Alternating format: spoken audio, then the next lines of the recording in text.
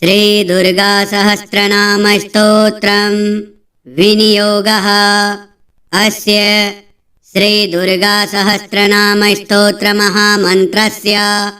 हिमवान् ऋषिः अनुष्टुप् छन्दः। दुर्गा भगवती देवता श्रीदुर्गा प्रसादसिद्ध्यर्थे पाठे विनियोगः। ध्यानम्। ॐ ह्रीं कालाभ्राभां कटाक्षैर्विकुलभयदां मौलिबद्धेन्दुरेखां शङ्खं चक्रं कृपाणं त्रिशिखमपि करे रुद्वहन्तीं त्रिनेत्रां सिंहस्कन्धाधिरूढां त्रिभुवनमखिलं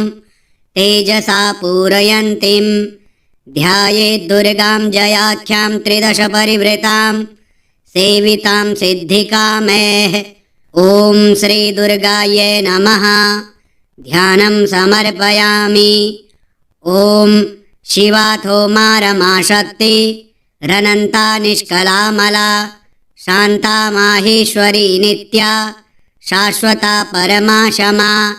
अचिन्त्या केवलानन्ता शिवात्मा परमात्मिका अनादिरव्यया शुद्धा सर्वज्ञा सर्वगाचला एकानेकविभागस्था मायातीता सुनिर्मला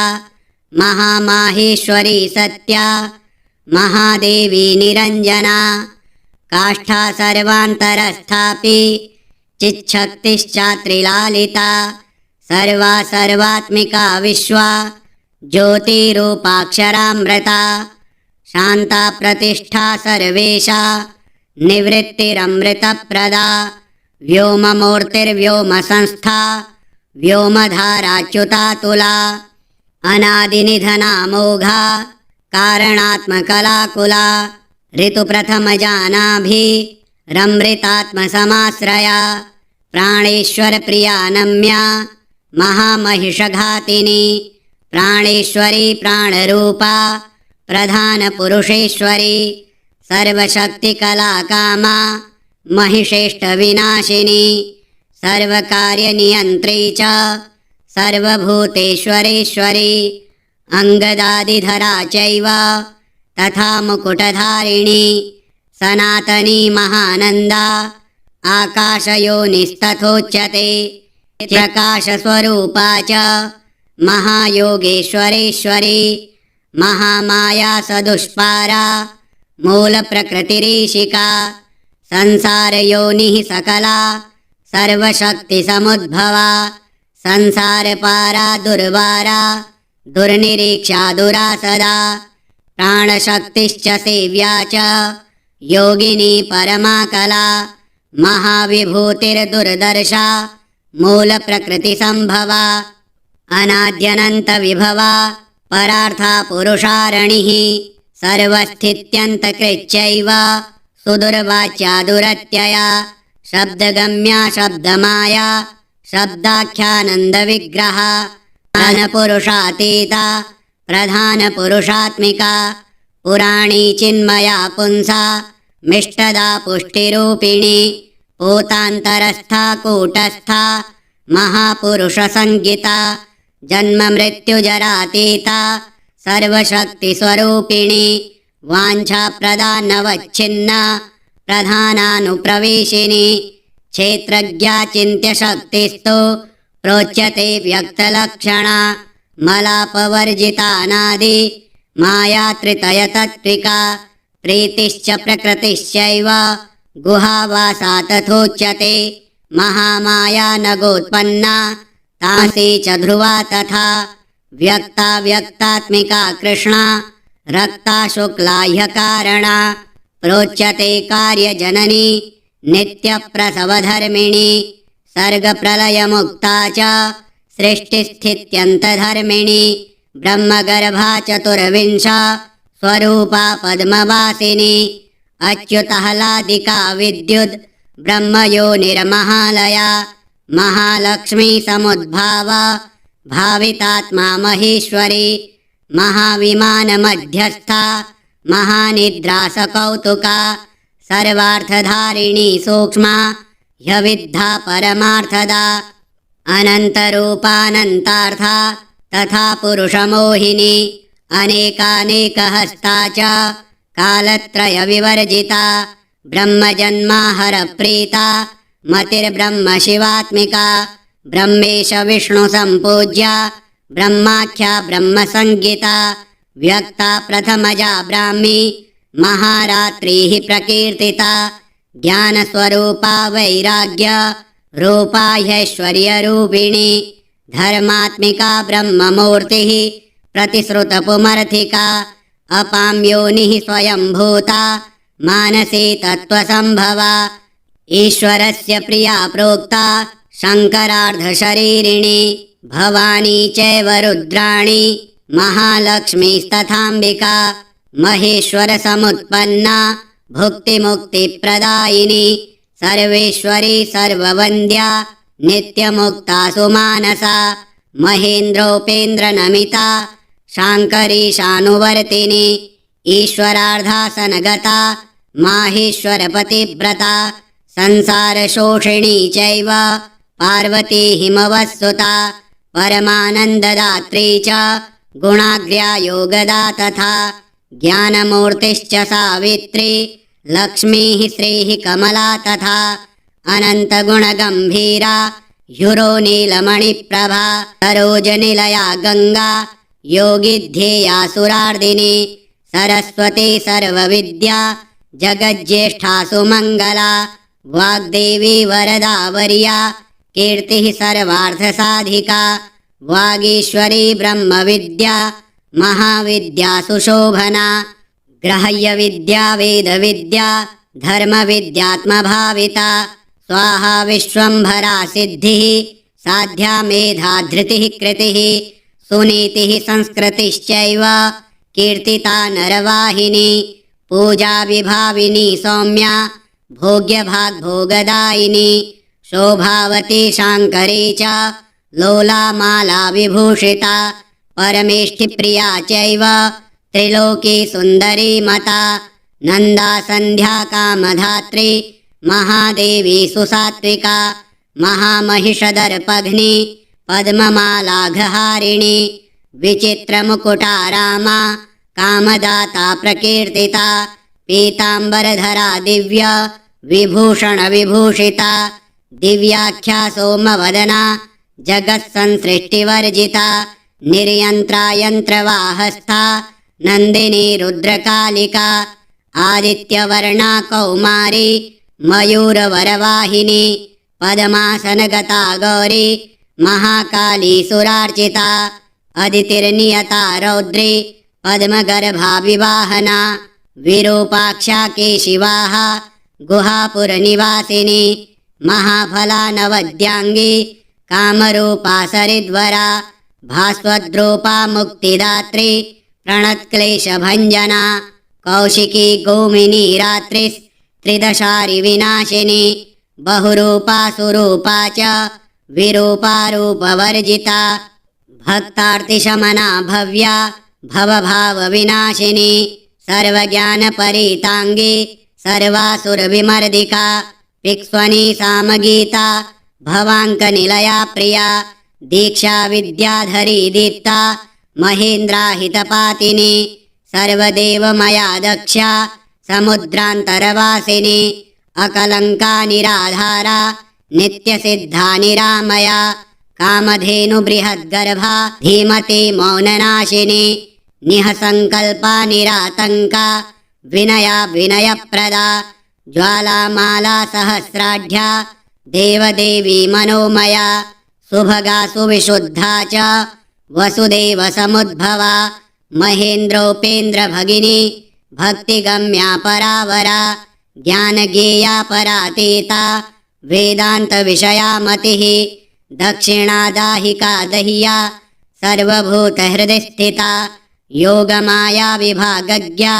महामोहा गरीयसी सन्ध्या सर्वसमुद्भूता ब्रह्मवृक्षाश्रियादितिः बीजाङ्कुरसमुद्भूता महाशक्तिर्महामतिः ख्यातिः प्रज्ञावती संज्ञा महाभोगीन्द्रशायिनी ह्रीङ्कृतिः शङ्करी शान्तिर्गन्धर्वगणसेविता वैश्वानरी महाशूला देवसेना भवप्रिया महारात्रि परानंदा शचीदुह स्वप्ननाशिनी ईड्या जया जगद्धात्री दुर्विज्ञेया सुरूपिणी गुहांबिका गणोत्पन्ना महापीठा मरुत्सुता हव्यवाहा भवानंदा जगद्योनिः प्रकीर्तिता जगन्माता जगन्मृत्युर्जरातीता च बुद्धिदा सिद्धिदात्री रत्नगर्भा रत्नगर्भाश्रया परा दैत्यहन्त्री स्वेष्टदात्री मङ्गलैकसुविग्रहा पुरुषान्तर्गता चैव समाधिस्था तपस्विनी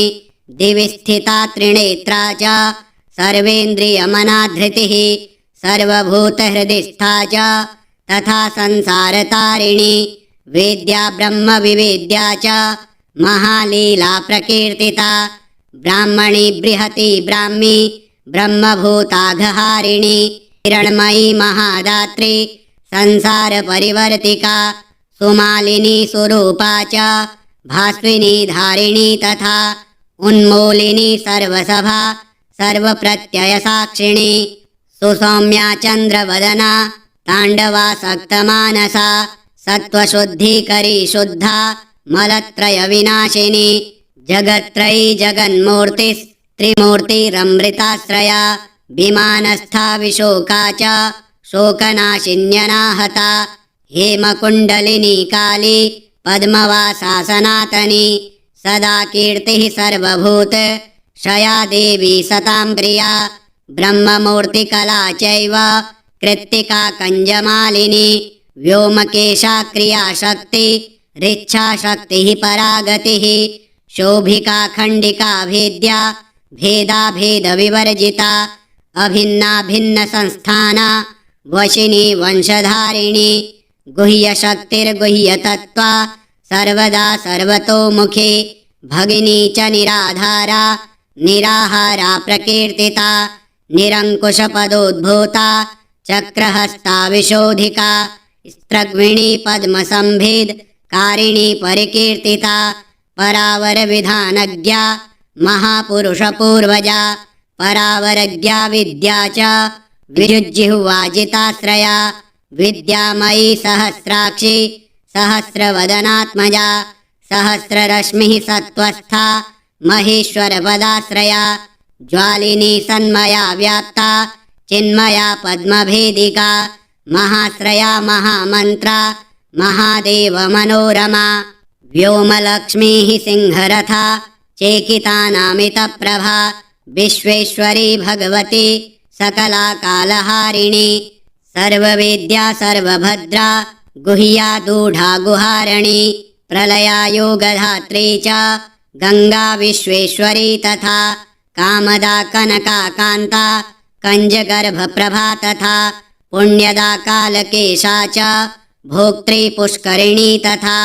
सुरेश्वरी भूतिदात्री भूतिभूषा प्रकीर्तिता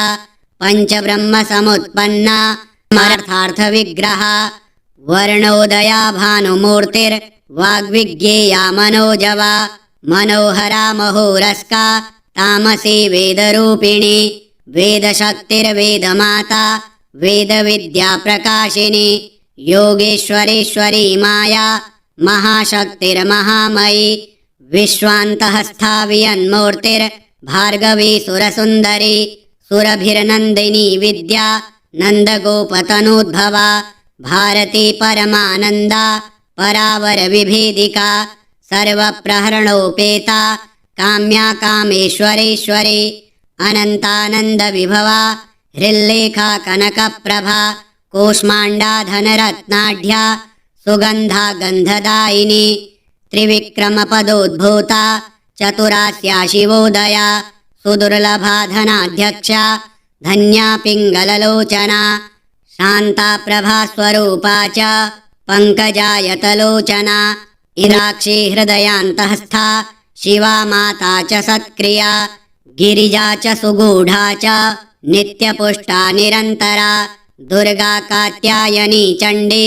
चन्द्रिका कान्तविग्रहा हिरण्यवर्णा जगति जगद्यन्त्रप्रवर्तिका मन्दराद्रिनिवासा च शारदा स्वर्णमालिनी रत्नमाला रत्नगर्भा व्युष्टिर्विश्वप्रमाथिनी पद्मानन्दा पद्मनिभा नित्यपुष्टा क्रतोद्भवा नारायणी दुष्टशिक्षा सूर्यमाता वृषप्रिया महेन्द्रभगिनी सत्या सत्यभाषा सुकोमला वामा च पञ्चतपसां वरदात्री प्रकीर्तिता वर्णेश्वरी विद्या दुर्जया दुरतिक्रमा कालरात्रिर्महावेगा वीरभद्रप्रिया हिता भद्रकाली जगन्माता भक्तानां भद्रदायिनी कराला पिङ्गलाकारा कामभेत्री महामनाः यशस्विनी यशोदा च षडध्वपरिवर्तिका शङ्खिनी पद्मिनी सङ्ख्या साङ्ख्ययोगप्रवर्तिका चैत्रादिर्वत्सरारूढा जगत्सम्पूरणीन्द्रया शुम्भग्नी खेचराराध्या कम्बुग्रीवा बलीडिता खगारूढा महेश्वर्या सुपद्मनिलया तथा विरक्ता गरुडस्था च जगति हृद्गुहाश्रया शुम्भादिमथना भक्ता हृद्गह्वरनिवासिनी जगत्त्रयारणी सिद्ध संकल्पा कामदा तथा सर्वविज्ञानदात्री च अनल्पकल्मषहारिणी सकलोपनिषद्गम्या दुष्टदुष्प्रेक्ष्य सत्तमा सद्वृत्ता लोकसंव्याप्ता तुष्टिः पुष्टिः क्रियावती विश्वामरेश्वरी चैव भुक्तिमुक्तिप्रदायिनी शिवाधृता लोहिताक्षी सर्पमाला विभूषणा निरानन्दा त्रिशूलासी धनुर्बाणादिधारिणी अशेषध्येयमूर्तिश्च देवतानां च देवता वराम्बिका गिरेः पुत्री निशुम्भविनिपातिनी सुवर्णा स्वर्णलसिता नन्तवर्णा सदा धृता शाङ्करी शान्तहृदया अहोरात्रविधायिका विश्वगोप्त्री गूढरूपा गुणपूर्णा च गार्ग्यजा गौरी शाकम्भरी सत्य सन्धा सन्ध्यात्रयी धृता सर्वपापविनिर्मुक्ता सर्वबन्धविवर्जिता साङ्ख्ययोगसमाख्याता अप्रमेया मुनीडिता विशुद्धसुकुलोद्भूता बिन्दुनादसमादृता शम्भुवामाङ्कगा चैव शशितुल्यनिभानना वनमाला विराजन्ते अनन्तशयनादृता नरनारायणोद्भूता नारसिंही प्रकीर्तिता दैत्यप्रमाथिनी शङ्खा चक्रपद्मगदाधरा सङ्कर्षणसमुत्पन्ना अम्बिका सज्जनाश्रया सुवृता सुन्दरी चैव धर्मकामार्थदायिनी मोक्षदा भक्तिनिलया पुराणपुरुषादृता महाविभूतिदाराध्या सरोजनिलया समा अष्टादशभुजानादिर्नीलोत्पलदलाक्षिणी सर्वशक्तिसमारूढा धर्माधर्मविवर्जिता वैराग्यज्ञाननिरता निरालोका निरिन्द्रिया विचित्रगहनाधारा शाश्वतिस्थानवासिनी ज्ञानेश्वरी पीतचेला वेदवेदाङ्गपारगा मनस्विनी मन्युमाता महामन्युसमुद्भवा अमन्युरमृता स्वादा पुरन्दरपरिष्टुता अशोच्या भिन्नविषया हिरण्यरजतप्रिया हिरण्यजननी भीमा हेमाभरणभूषिता बिभ्राजमाना दुर्गेया ज्योतिष्टोमफलप्रदा महानिद्रा समुत्पत्ति रनिद्रा सत्यदेवता दीर्घा ककुद्मिनी पिङ्गा जटाधारा मनोज्ञधीः महाश्रया रमोत्पन्ना तमः पारे प्रतिष्ठिता त्रितत्त्वमाता त्रिविधा सुसूक्ष्मा पद्मसंश्रया शान्त्यतीतकलातीत विकारा श्वेतचेलिका चित्रमाया शिवज्ञान स्वरूपा दैत्यमाथिनी काश्यपी कालसर्पाभ वेणिका शास्त्रयोनिका त्रयीमूर्तिः क्रियामूर्तिश्चतुर्वर्गा च दर्शिनी नारायणी नरोत्पन्ना कौमुदी कान्तिधारिणी कौशिकी ललिता लीला परावरविभाविनी वरेण्याद्भुतमाहात्म्या वडवा वामलोचना सुभद्रा चेतनाराध्या शान्तिदा शान्तिवर्धिनी जयादिशक्तिजननी शक्तिचक्रप्रवर्तिका त्रिशक्तिजननी जन्या षट्सूत्रपरिवर्णिता सुधौतकर्मणाराध्या युगान्तदहनात्मिका संकर्षिणी जगद्धात्री कामयोनिः किरीटिनी ऐन्द्रीत्रैलोक्यनमिता वैष्णवी परमेश्वरी प्रद्युम्न जननी बिम्ब समोष्ठी पद्मलोचना मदोत्कटा हंसगतिः प्रचण्डा चण्डविक्रमा वृषाधीशा परात्मा च विन्ध्या पर्वतवासिनी हिमवन्मेरुनिलया कैलासपुरवासिनी चाळूरहन्त्री नीतिज्ञा कामरूपात्रयी तनुः व्रतस्नाता धर्मशीला सिंहासननिवासिनी वीरभद्रादृता वीरा महाकालसमुद्भवा विद्याधरार्चिता सिद्धा साध्याराधितपादुका श्रद्धात्मिका पावनी च मोहिनी अचलात्मिका महाद्भूता वारिजाक्षी सिंहवाहनगामिनी मनीषिणी सुधावाणी वीणावादनतत्परा श्वेतवाहनिषेव्या च लसन्मतिररुन्धती हिरण्याक्षी तथा चैव महानन्दप्रदायिनी वसुप्रभा सुमाल्याप्ता कन्धरा पङ्कजानना परावरावरारोहा सहस्रनयनार्चिता श्रीरूपा श्रीमती श्रेष्ठा शिवनाम्नी शिवप्रिया श्रीप्रदाश्रितकल्याणा श्रीधरार्धशरीरिणी श्रीकलानन्तदृष्टिश्च ह्यक्षुद्रारातिसूदनी रक्तबीजनिहन्त्री च दैत्यसङ्गविमर्दिनी सिंहारूढा सिंहिकास्या दैत्यशोणितपायिनी सुकीर्तिसहिताच्छिन्न संशयारसवेदिनी गुणाभिरामा नागारी वाहना निर्जरार्चिता नित्योदिता स्वयं ज्योतिः स्वर्णकाया प्रकीर्तिता वज्रदण्डाङ्किता चैव तथा मृतसञ्जीविनी वज्रच्छन्ना देवदेवी वरवज्रस्वविग्रहा माङ्गल्या मङ्गलात्मा च मालिनी माल्यधारिणी गन्धर्वी तरुणी चान्द्री खड्गायुधधरा तथा सौदामिनी प्रजानन्दा तथा प्रोक्ता भृगुद्भवा एकानङ्गा च शास्त्रार्थ कुशला धर्मचारिणी धर्मसर्वस्ववाहा च धर्माधर्मविनिश्चया धर्मशक्तिर्धर्ममया धार्मिकानां शिवप्रदा विधर्मा विश्वधर्मज्ञा धर्मार्थान्तरविग्रहा धर्मवर्ष्मा धर्मपूर्वा धर्मपारङ्गतान्तरा धर्मोपदेष्ट्री धर्मात्मा धर्मगम्या धराधरा कपालिनी शाकलिनी कलाकलितविग्रहा सर्वशक्तिविमुक्ता च कर्णिकारधराक्षरा कंसप्राणहरा चैव युगधर्मधरा तथा युगप्रवर्तिका प्रोक्ता त्रिसन्ध्याधेयविग्रहा स्वर्गापवर्गदात्री च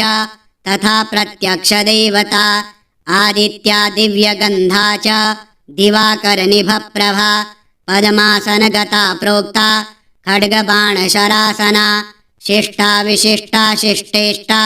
शिष्टश्रेष्ठप्रपूजिता शतरूपा शतावर्ता वितता रासमोदिनी सूर्येन्दुनेत्रा प्रद्युम्ना जननी सुष्ठुमायिनी सूर्यान्तरस्थिता चैव सत्प्रतिष्ठितविग्रहा निवृत्ता प्रोच्यते ज्ञान पारगा पर्वतात्मजा कात्यायनी चण्डिका च चण्डी हैमवती तथा दाक्षायणी सती चैव भवानी सर्वमङ्गला धूम्रलोचनहन्त्री च चण्डमुण्डविनाशिनी योगनिद्रा योगभद्रा समुद्रतनया तथा देवप्रियङ्करी शुद्धा भक्तभक्तिप्रवर्धिनी त्रिनेत्रा चन्द्रमुकुटा प्रमथार्चितपादुका अर्जुनाभीष्टदात्री च पाण्डवप्रियकारिणी कुमारलालनासक्ता हरबाहूपधानिका विघ्नेशजननी भक्ता विघ्नस्तोमप्रहारिणी सुस्मितेन्दुमुखी नम्या जया प्रियसखी तथा अनादिनिधना प्रेष्ठा चित्रमाल्यानुलेपना कोटिचन्द्रप्रतीकाशा कूटजालप्रमाथिनी कृत्या प्रहारिणी चैव मारणोच्चाटनी तथा सुरासुरप्रवन्द्याङ्घ्रिर्मोहग्नि ज्ञानदायिनी षड्वैरिनिग्रहकरी वैरिविद्राविणी तथा भूतसेव्या भूतदात्री भूतपीडा विमर्दिका नारदस्तुतचारित्रा वरदेशा वरप्रदा वामदेवस्तुता चैव कामदा सोमशेखरा दिक्पालसेविता भव्या भामिनी भावदायिनी स्त्री सौभाग्यप्रदात्री च भोगदा रोगनाशिनी व्योमगा भूमिगा चैव मुनिपूज्यपदाम्बुजा वनदुर्गा च दुर्बोधा महादुर्गा प्रकीर्तिता इतीदं कीर्तिदं भद्रा दुर्गा नाम सहस्रकं त्रिसन्ध्यं यः पठेन्नित्यं तस्य लक्ष्मीः स्थिरा भवेत् ग्रहभूतपिशाचादि पीडा नश्यत्य संशयं बालग्रहादिपीडायाः शान्तिर्भवति कीर्तनात् मारिकादिमहारोगे पठतां सौख्यदं नृणां व्यवहारे च जयदं शत्रुबाधानिवारकं दम्पत्योः कलहे प्राप्ते मिथः प्रेमाभिवर्धकम् आयुरारोग्यदं पुंसां सर्वसम्पत्प्रदायकं विद्याभिवर्धकं नित्यं पठतामर्थसाधकं शुभदं शुभकार्येषु पठतां शृणुतामपि यः पूजयति दुर्गां तां दुर्गा नाम सहस्रकैः पुष्पैः कुङ्कुमसम्मिश्रैः स तु यत्काङ्क्षते हृदि तत्सर्वं समवाप्नोति नास्ति नास्त्यत्र संशयः यन्मुखे ध्रियते नित्यं दुर्गा नाम सहस्रकं किं तस्येतरमन्त्रौघैः कार्यं धन्यतमस्य हि दुर्गा नाम सहस्रस्य पुस्तकं यद्गृहे भवेत् न तत्र ग्रहभूतादि बाधा स्यान्मङ्गलास्पदे तद्गृहं पुण्यदं क्षेत्रं देवी सान्निध्यकारकम् एतस्य स्तोत्रमुख्यस्य पाठकः श्रेष्ठमन्त्रवित् देवतायाः प्रसादेन सर्वपूज्यः सुखी भवेत् इत्येतन्नगराजेन कीर्तितं मुनिसत्तमा गुह्याद्गुह्यतरं स्तोत्रं त्वयि स्नेहात् प्रकीर्तितं भक्ताय श्रद्धधानाय केवलं कीर्त्यतामिदं हृदि धारय नित्यं त्वं देव्यनुग्रहसाधकं श्री स्कन्दपुराणे स्कन्दनारदसंवादे दुर्गासहस्रनामस्तोत्रं श्रीदुर्गार्पणमस्तु।